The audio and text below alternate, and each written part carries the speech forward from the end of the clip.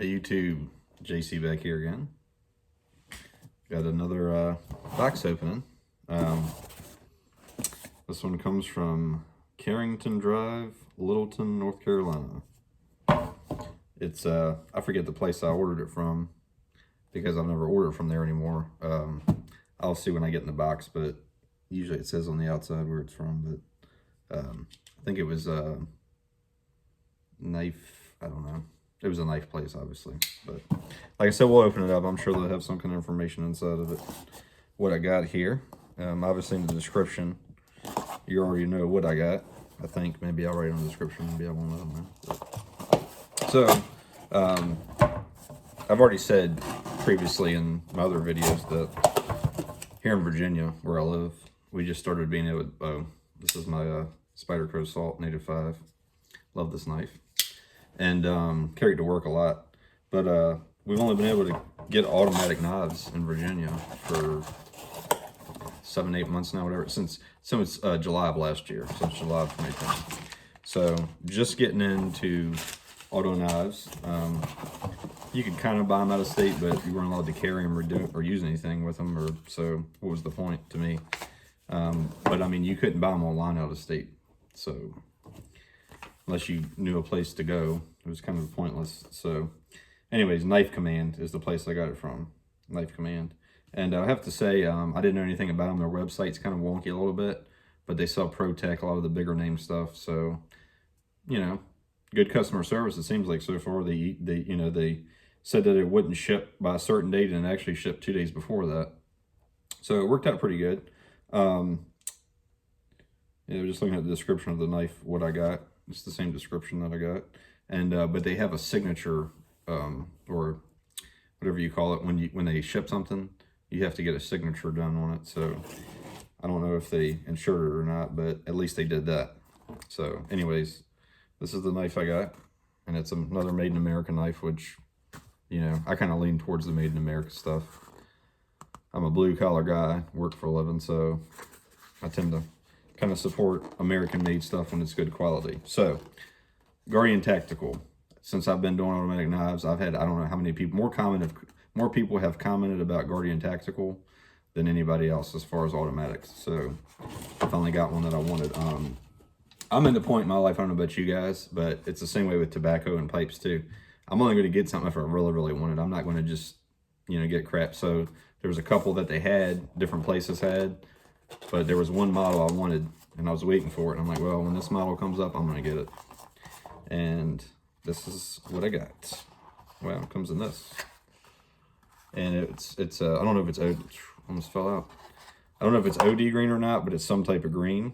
But it's the stone finished one. And the blade should be the same way. And let's see here. And this knife, I did a little bit of research on it before I got it, but this is a Recon 35, has ball bearings in it. Yes, this, I see why a lot of people, and it's Elmex blade. I need to do research on Elmex blade. I have no idea who even makes it, or what it even is. What's the carbon or the chromium in it or anything like that. I don't even know if it's a stainless per se, but first impressions. Man, is this thing money. I mean, it really is. The size of the blade, I wouldn't compare it a lot to the size of the blade of my live wire. It's a little chunkier than I would say, it's probably about the same as far as that goes. It's a little taller, I think, than a live wire, which I really love. The micro techs are a little bit thinner, as you know, and probably maybe longer, and they have that little, glass breaker thing on the end. But like I said, the Microtech that I've had, it was, I don't know, like I said, it pretty much took 2 hands to open it, in my opinion. It wasn't very smooth at all.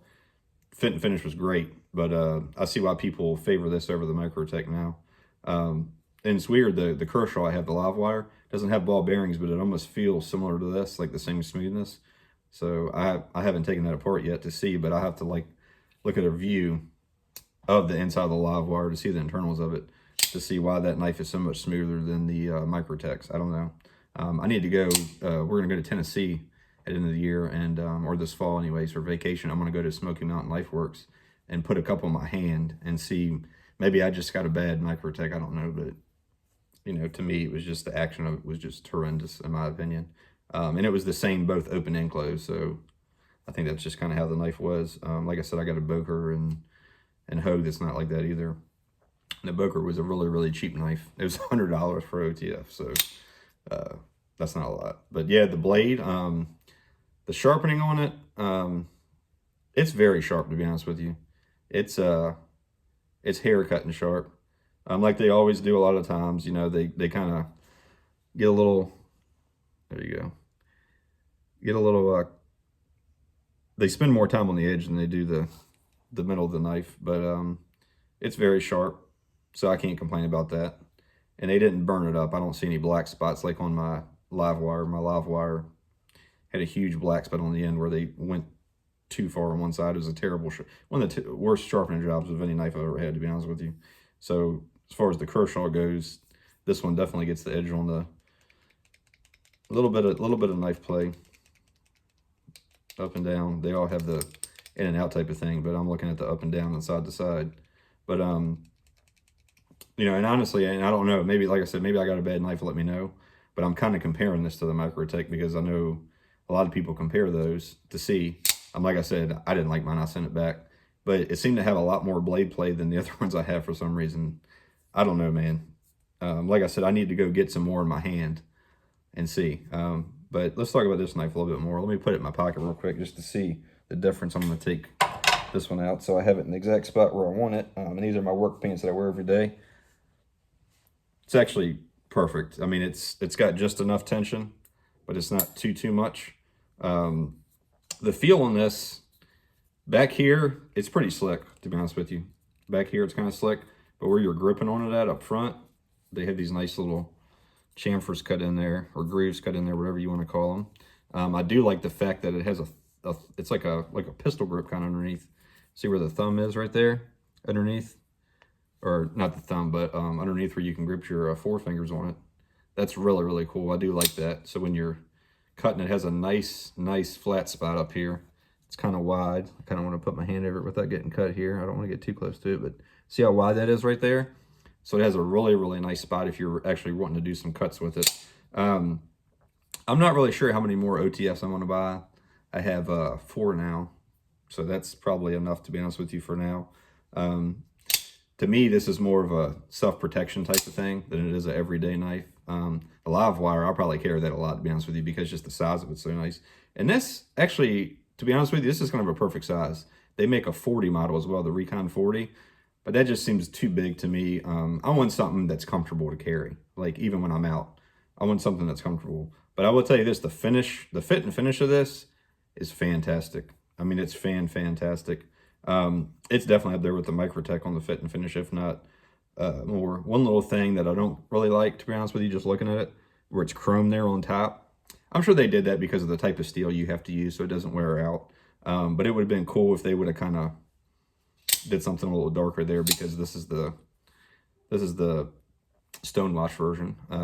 They do have a little lanyard hole in the back there. It's not too big though, so it's not bad. It's not like one of those glass breaker things sticking out of them. Will I buy another one of these? I mean, if I'm in the market for buying another OTF, then yes, I will. Will I right now? Probably not, because I have other knives in mind that I'm trying to get. But this was one that was definitely on my list, and I'm glad I waited to get the exact knife I wanted. Because this thing is so freaking sweet, man. It is so freaking sweet in person. I mean, I don't know what else to say about it. I love green. And it's just the stonewash finish right here. And the little grooves that they have in this, they kind of it's a really cool touch. They have like the grooves on the top line here. I'm not sure exactly why they do that, but I don't know if it's just for show, but it's really cool, to be honest with you. And I like how too, they've, I don't remember exactly what this is called, but on the top part where it actually goes in. So it's like, you know, if you're stabbing something or whatever, it's a lot easier to cut with, to slice with. So it is kind of thicker at top, but it is pretty slicey, to be honest with you. But it seems sturdy. I would say it's a little bit sturdier than the Microtech and the live wire. And obviously, and I'm not even really comparing it to the what's the other one? The Boker. That's, to me, is just kind of a cheap knife. To me, that's what I'm going to take with me or put in my car, where I don't care if it gets stolen, or like I'll just have it with me. Now, it's a great action knife. I mean, it works well, to be honest with you. But it's just kind of, you can tell it's just the fit and finish is really cheap on it. So I'm going to be carrying it places where I don't really care about it. But as far as the trigger goes, they have, it's basically straight up top. And then on the bottom side, on the back side, you can see it's actually notched in, because it's going to, you know, when you open it, it's, you can get your finger right on it. You don't have to search for anything. It's just you get your finger right on it and open it. And this thing, man, this thing is sweet. The action on this is really, really nice. If I had to compare the action between this and the Livewire, which is the other one, I don't know if I'd have to put them side by side. I didn't bring it out here with me to see which one's better and smoother, but they're both almost identical. And like I said, this one being a ball bearing, and I don't know what the Livewire is. It didn't even say if it was ball bearing or not, but the Livewire is so smooth, it almost feels like a ball bearing. Now, as far as the grip goes, I would give it to this one probably over the Livewire. The Livewire is just maybe a little thinner, and it's the same on both sides. I kind of like how they have it different on both sides. I do like that. But man, I'm telling you, I'm blown away by this thing. I don't know if you guys can tell or not in the video, but I see why so many people, and thank you so much, so many people have recommended Guardian Tactical to me. I don't know if I want to pay the money to get a 40, but if I want to get, I might go somewhere and see if somebody has them. I know there's a place in Richmond, Virginia that sells the Guardian Tactical stuff. So I might put a 40 in my hand and just see if it is really too big. But to me, this is a perfect size. I mean, it sticks out of both hands. I mean, and it's, as far as the weight goes, I think I didn't weigh it. Obviously, I have a scale, but I didn't weigh it myself. But I'm pretty sure this was like 3.8, maybe just under 4 ounces or something like that. And for the size of it, that's perfect, especially for an OTF. I mean, it's going to be a little heavier being an OTF. I'm going to be carrying the crap out of this thing. I can already see it. So anyways, this is JC again. It matches my jacket, my hat too. I just noticed. So this is JC again. This is my box opening first impressions of Guardian Tactical OTF Recon. Let me know if you guys have one of these and what your favorite OTF is. But anyways, have a good evening. This is JC.